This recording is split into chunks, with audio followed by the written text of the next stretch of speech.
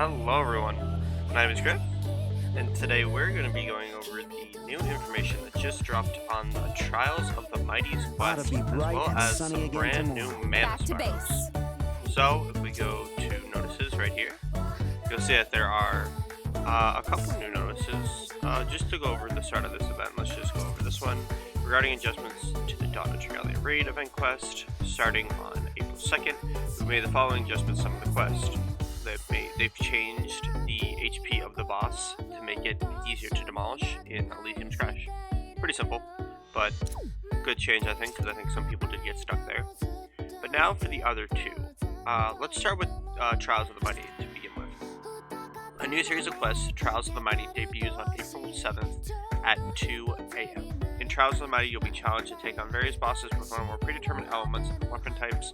Clear the quest to earn rewards like materials for unlocking the mana spirals of certain adventurers called Convictions and Devotions that are unique to each adventure from the daily bonus. And as you can see, Thor's quest will be running for the next week, and it will work for Gala Prince. And then Poseidon's Trial will be running from the 14th to the 21st, and it's Dagger, Wands, and Staffs. It's Thor's is Swords, Wands, and Staffs.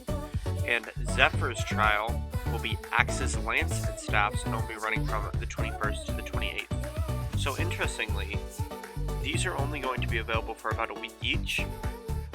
And if you notice on the might totals here, Standard's 15k, which is pretty normal. Expert's 20k, which is honestly pretty low. But if we go to quests, and we look at the Agito quests, I mean, let's just say we look at folks. You notice that all Expert and Standard were below the amount of might that they suggest for those quests. But then if you look at Master, you notice a jump to 38k, in which that is the amount of might they recommend for Legend Agito fights. So I don't know what the difference between Master and Legend is. You can see here. I don't know what the difference between Master and Expert is going to be. I suppose I could learn. Because, you know, that's such a huge jump for me personally. That seems kind of seems like the jump in Lilith, where you have Expert Lilith and Master Lilith. A lot of people, myself included, have not cleared Master Lilith yet. Because personally for me, the only reason I would do it is daily bonuses. I get one more of the, or three more, because I get 3 weekly bonuses, but 3 more of the Dragon Shards and a couple more of the resources. But I completely grinded up all the weapons and resources I would need without even having to, you know, look at those. So it really didn't matter for me personally. And then on top of that, they're limited by weapon type. Now you notice each of them have a staff, which means you're going to need healing. But we're gonna later in this video, I'm gonna make my team for this fight, because I will be recording and uploading my first clear of the fight. If I can get a master clear, hopefully I can get one. But if I can't, I'll just do expert, and I'll talk about how I feel about the fights on those days. So expect a video on this on the 7th, a video on this on the 14th, and a video on this on the 21st. Just to continue, daily bonuses. Materials for unlocking the mana spirals of certain adventures called Convictions and Devotions that are unique to each adventure are available from daily bonuses. Rewards from the daily bonus are obtained automatically when earned. Note the daily bonus for the Trust of the Mile. For additional daily bonuses in the players may stock up multiple unearned bonuses. The stock grows incrementally by 1 every day at 2 AM, up to a maximum of 3. And you have to be clear Chapter 10 to participate. So, pretty basic. I'm wondering how many of these materials you're gonna need. If I have to grind out Gala Prince in a week, basically, how many of those do I need? Can I only do that if I cleared Master? Can I only do that if I clear Expert? Do I need to wait for a longer period, basically, just to see what would happen? So it's an interesting little theory and proposition based on what we know about the game and what we know about this mode, about when will we actually be able to get these Gala adventures. And if you notice, we do actually have adding Mana Spiral information, but it's only for Gala Prince so far. So I'd expect we get Galaranzo next week, since that's when Poseidon's is, and then we would get, or maybe we get Ellie next week, because you're using Shadow Adventures to get Gala Princes, so you would use, the next boss is the water one, so we would get Gala Sans next, which means Galaranzos would be last. Pretty interesting. But Gala Prince was the one I wanted the most. And it says, a 6 mana circle, the Mana Spiral will be added to certain adventures starting on the 7th. So let's see here. He has Rising Circle. It deals damage to enemies, create a buff zone that increases strength. As you see, I think this just does more damage. But actually, let's just check. Because I don't know off the top of my head how much damage he does with this in the first place.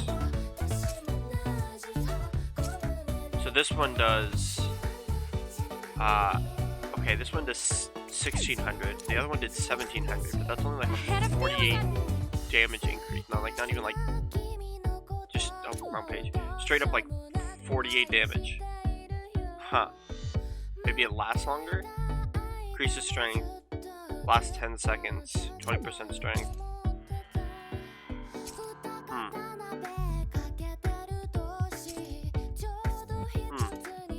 No, that's the same. I don't...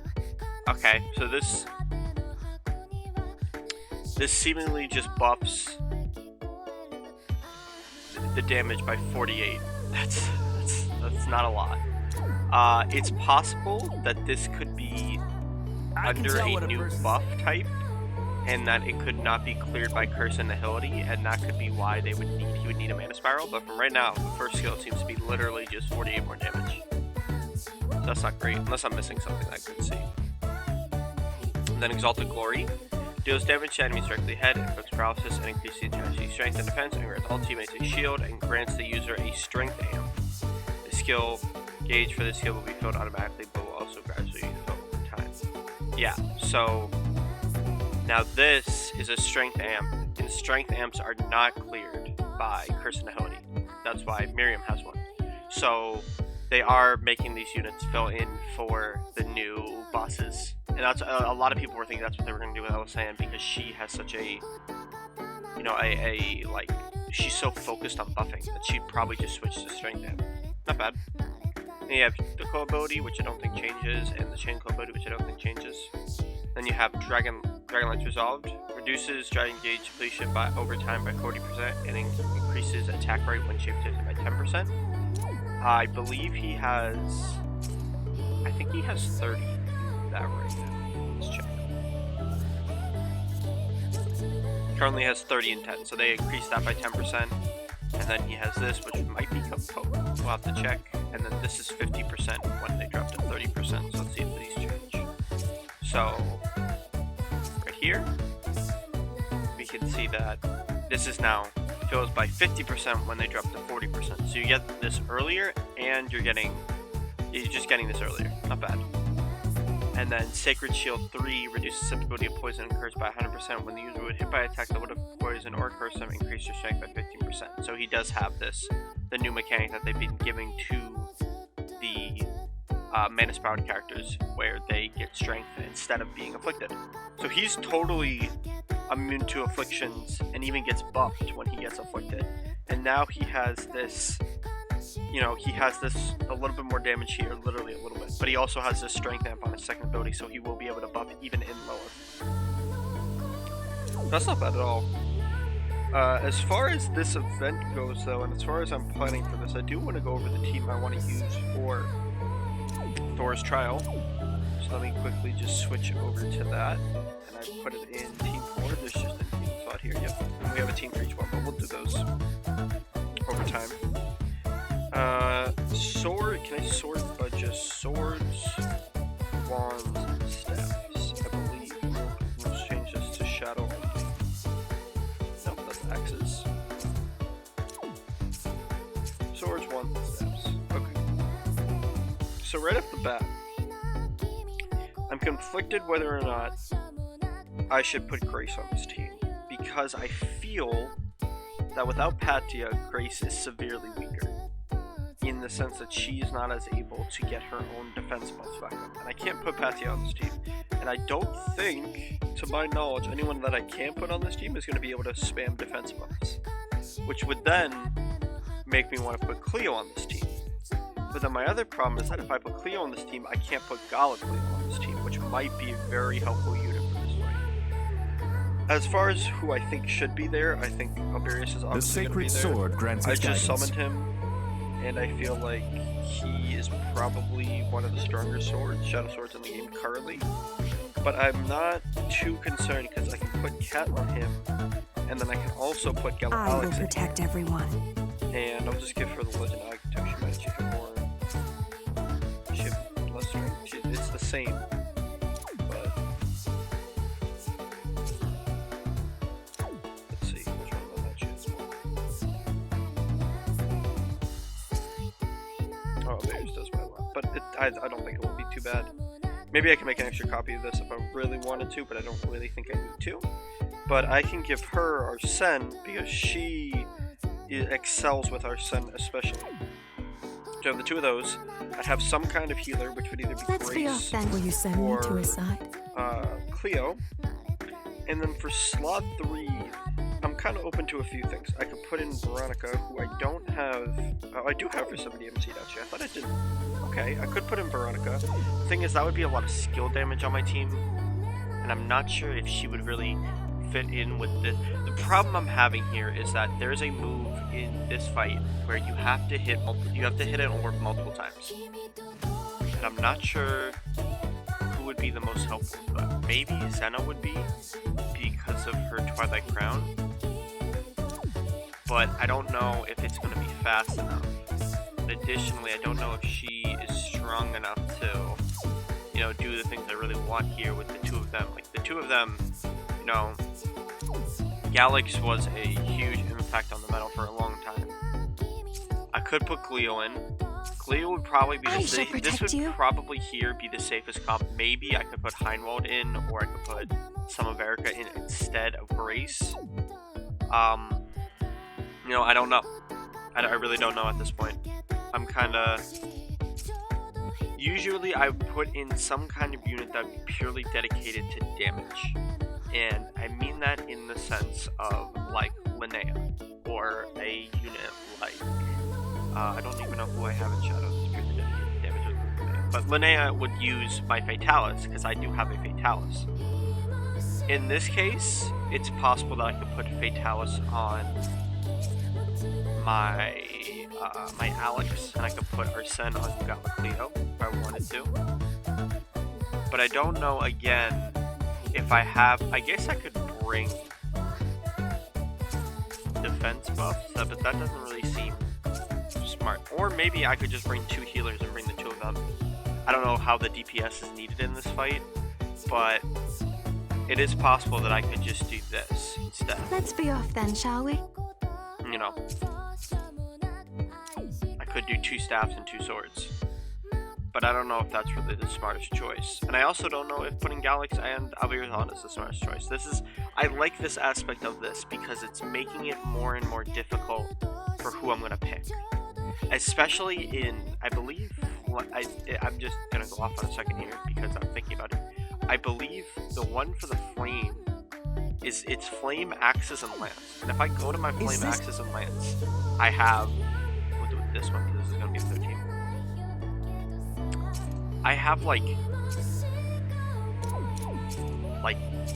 maybe 1 promoted axe. Okay, I have 2. I don't have any axes. Like, I don't have Ramona. I don't have any. I didn't promote Vanessa ever when playing this game. Like, I have just nothing. So maybe I'd make a comp of Panther and Mim. And then I don't know who I'd put in there. So it's gonna be an interesting little ride to see what units we can use here and what units we should be using in that sense. Like what would be the best choice for us. But all in all, I'm pretty excited for this mode. But as far as this Shadow team goes, I'm thinking this is probably... It will either be... And I need to switch this back to this. It would either be this comp, I shall protect you. or maybe instead of Gala, I'd put in Vanessa. Had to edit that part out for a second, but I'm pretty sure Vanessa has a pretty good ability to deal with skills just in general. So I could put Vanessa in instead. Did you call for me? Yeah, it's just difficult. Maybe this one might be Let's be off the then, shall we? most solid comp that I could do, but then, you know, Vanessa with a healer is kind of difficult as well, so I might want Grace in there, you know? Will you send me to Or I a might sun? just want this comp. I shall protect you. Yeah, this comp's also good. This comp would be the comp I would pick had I had the ability to do whatever I wanted. And I'd probably just put Pathia in there instead. But I don't. So then maybe I should do this comp. You know, I do have 2 max abundance sets, right? Yeah. So I could just do 2 accents like that. You know, this team could work. I just wouldn't do as much double buff. But, you know, it's a difficult little proposition. And I'm going to have to look into it more. But that's going to be the end of this video. Thank you all for watching. I really appreciate when you guys interact and like and subscribe and comment, especially comments. I love reading all the comments that I get. So any like and comments I can get make me very happy. And thank you all for watching, and I will see you guys next time.